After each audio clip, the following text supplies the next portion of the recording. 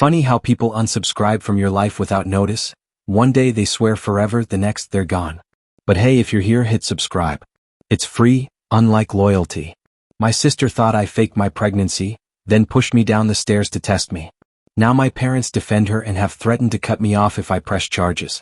I am 28 years old and currently 4 months pregnant.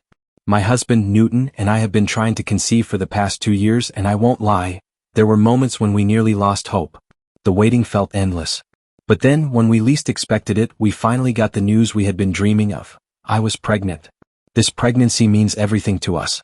We've overcome so many obstacles to get here, and after experiencing miscarriages before, we wanted to be extra cautious.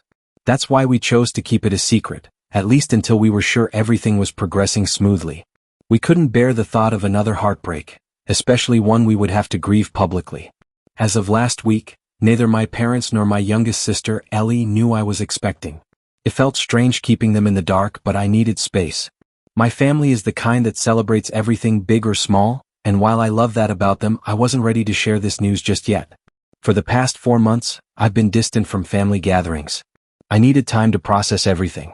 But last week, Ellie got promoted at work. A huge milestone, especially after the heartbreak she suffered last year. Ellie was supposed to have her dream wedding. The night before, her fiancé cheated on her with a coworker at his bachelor party. Then, on the day of the wedding, he didn't even have the decency to tell her himself. He sent one of his friends to break the news. It was humiliating and devastating. Since then, Ellie has thrown herself into work, using it as a distraction. Her promotion was a moment of triumph after everything she'd been through. She practically begged me to come to her celebration, saying she missed me. My parents urged me as well, telling me how much it would mean to Ellie. I didn't want to disappoint her, so I agreed. But I also didn't want to steal the spotlight with my pregnancy. With my baby bump becoming more noticeable, I carefully chose a long, flowy dress and even wore shapewear to conceal it. I wanted the focus to stay on Ellie.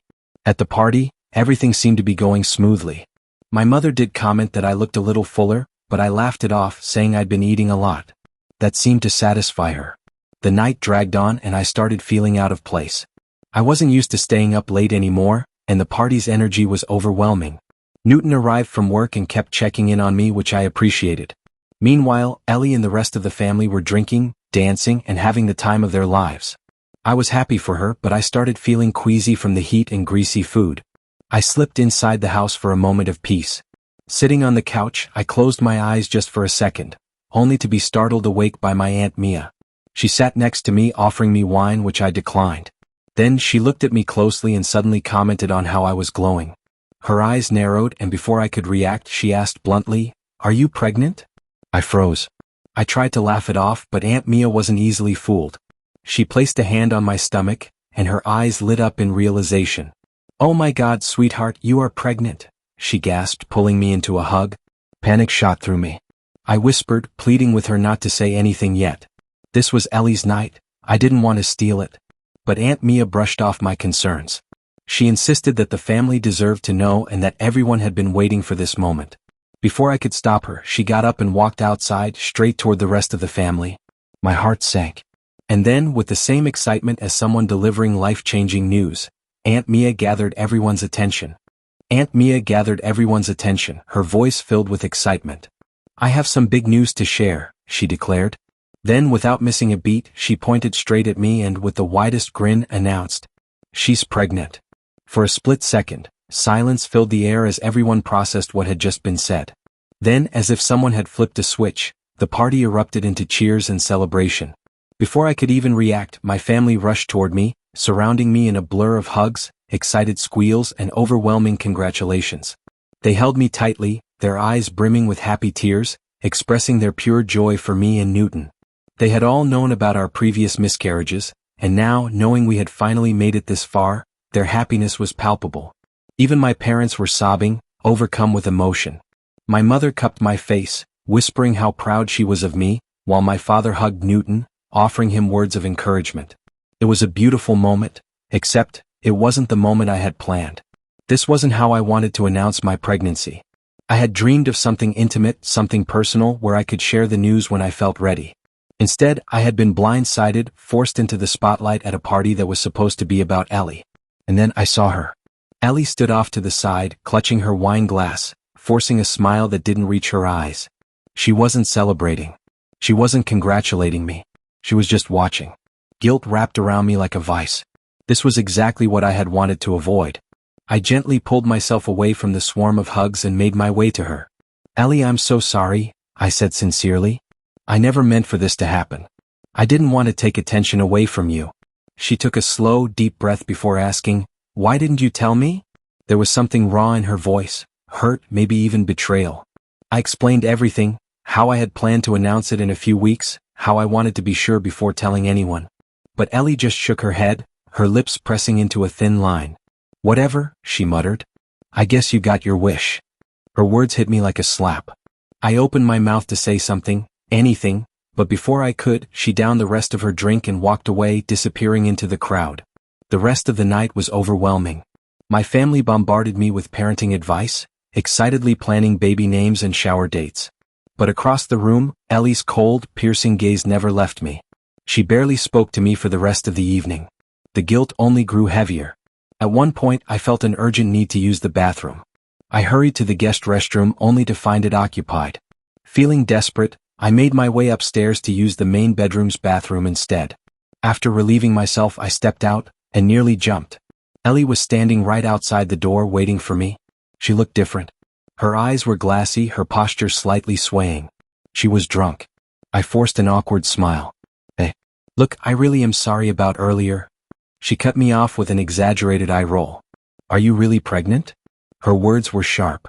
I blinked, caught off guard. "What?" Ellie crossed her arms. "You just show up after months of being distant. You didn't even tell Mom, and you always tell Mom everything. It's just weird." My patience was wearing thin. I placed a protective hand on my stomach. "Of course I'm pregnant. Why would I lie about that?" She let out a dry laugh. "I don't know," she said, her tone laced with skepticism. "But something about this just doesn't add up." I felt a twinge of irritation bubbling beneath my guilt. "Ellie, I had my reasons for keeping it a secret." But then, before I could say anything else, she leaned in slightly, her voice dropping into something darker, something almost accusatory. And what she said next sent a chill down my spine. Ellie's words sliced through me like a blade. "Maybe this pregnancy will also end in miscarriage, just like your previous ones." For a moment, I could hardly breathe. My entire body went numb as I tried to process what she had just said. The cruelty, the malice, it was unfathomable. My child, my precious child, and she had wished harm upon them. A red-hot wave of fury surged through me, my voice trembling with hurt and rage. "How dare you say something like that?" I shouted, my voice echoing through the hallway. "I've apologized to you multiple times tonight, but this is beyond cruel." Ellie didn't back down. Instead, she met my anger with her own bitterness. "Oh please," she snapped. "You always take the spotlight. You just had to steal this night from me too, didn't you? After everything I went through last year, after he left me, you couldn't even let me have this one night." I was stunned. "Ellie, I was there for you. I spent weeks at your place after your fiancé abandoned you. I held you when you cried yourself to sleep. I was the one who picked up your broken pieces." She scoffed. "And now you're the one everyone pities. You get the attention, the love, the support." I shook my head, overwhelmed with frustration. "This isn't about me stealing anything from you. If you want to be angry at someone, be mad at Aunt Mia. She announced my pregnancy without my consent. But you," my voice cracked. "You've crossed a line." I turned away, drained and disgusted. This conversation was going nowhere. I needed space. I started walking back downstairs, but Ellie wasn't done. She followed close behind, her voice a bitter whisper in my ear. "You're so selfish," she hissed. "You could have just let me have one night. But no, you had to ruin it." I ignored her. I was done. But just as I reached the top of the stairs, I felt a forceful shove from behind. The world tilted. My heart lurched as my body stumbled forward. My arms flailed, grasping for anything, to stop my fall. My fingers caught the railing for half a second, but the momentum was too strong. My knees buckled.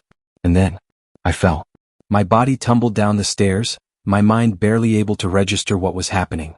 Instinct took over. I wrapped my arms around my stomach, desperate to protect my baby. But the force of the fall was brutal. My wrists slammed into the steps, pain exploding through my hands. A crack. A snap. A searing, unbearable pain shot through my bones. I hit the bottom of the staircase with a gasp, the breath knocked from my lungs. For a moment all I could do was lie there, my body screaming in agony. But the pain in my wrists was nothing compared to the terror gripping my heart. The baby. Was my baby okay? Before I could even move, voices filled the air. Chaos. Newton's panicked voice. My mother's screams. The entire party rushing to me, their faces twisted in horror. Newton was the first to reach me, his hands shaking as he lifted me from the floor. Oh my God, baby, are you okay?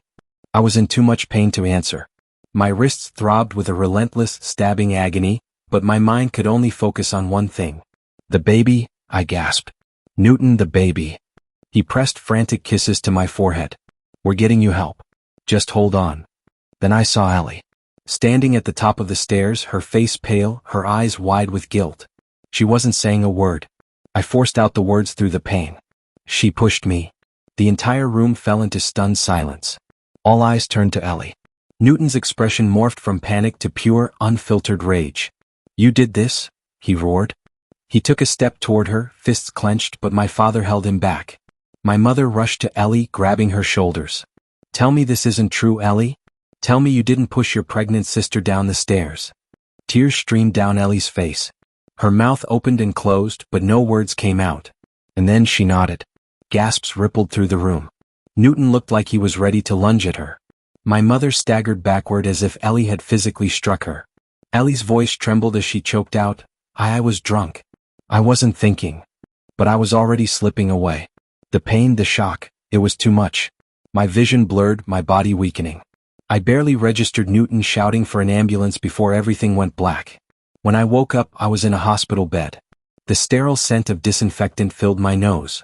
My wrists throbbed beneath a thick cast. Newton was asleep beside me, his hand still wrapped around mine. I nudged him weakly.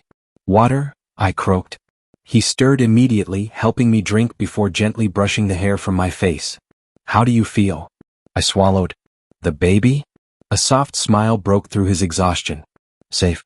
The doctors checked. Our baby is okay.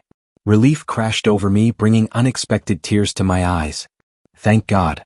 Newton's face hardened. Ellie, he exhaled sharply. The police came. They needed your statement. Everyone wants her arrested. I looked away, my emotions tangled in an impossible knot. She pushed you, baby. On purpose? Newton pressed. You need to report her. I closed my eyes. I knew he was right. But before I made any decisions, I needed to hear from her. Newton handed me his phone. Ellie answered on the second ring. Her voice was raw. Honestly? I'm just so tired of you always being the center of attention in our family, she said bitterly. You have a husband now, you're pregnant, you get to have everything in your life. But last night was supposed to be about me. And as usual, you just had to take that away. I was speechless. And pushing you? She added, her tone disturbingly casual. It was just a harmless prank. I didn't even think you were really pregnant at first. I didn't mean for it to be such a big deal. My stomach churned. She had no remorse. Not even an apology. Before I could react, she continued. I've been through so much, my engagement, my heartbreak. And then you show up, rubbing your perfect life in my face. Next time, maybe you'll think twice before overshadowing me again. I gripped the phone so tightly my casted wrist ached. Ellie had made her choice.